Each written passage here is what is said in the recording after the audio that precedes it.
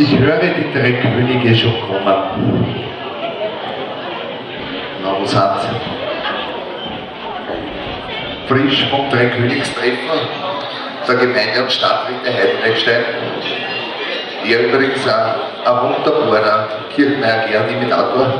Schaut ihm zwar nicht ähnlich, aber wenn ich ihm was frage, gibt er mir keine Antwort. Er, ein wunderbarer Vize. Wirklich, ich habe ihn schon einmal gefragt, trinken wir ein Achtel. Die Antwort von ihm ist nachher, nein, 2. Ich selber werde Musik spielen. Bitte!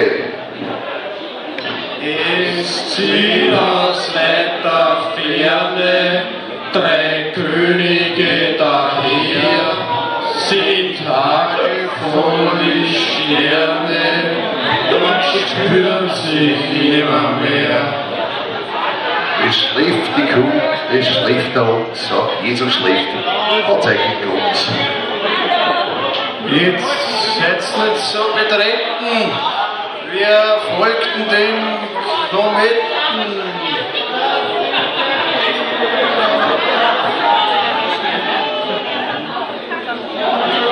Hungrig seid ihr und auch Dürre, drum bringen Weihrauch, Bier und Myrrhe. Ah, habt ihr nicht noch etwas Gold? Na,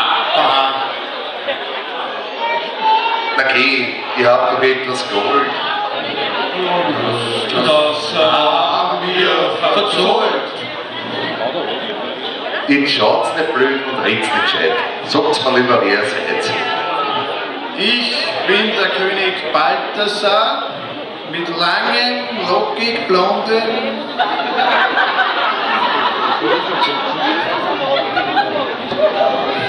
Kasper werde ich genannt im Morgenland.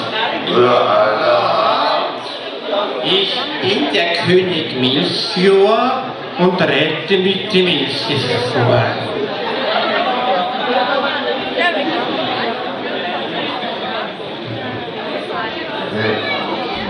Mir da ist, ihr seid nur Blütenböcke.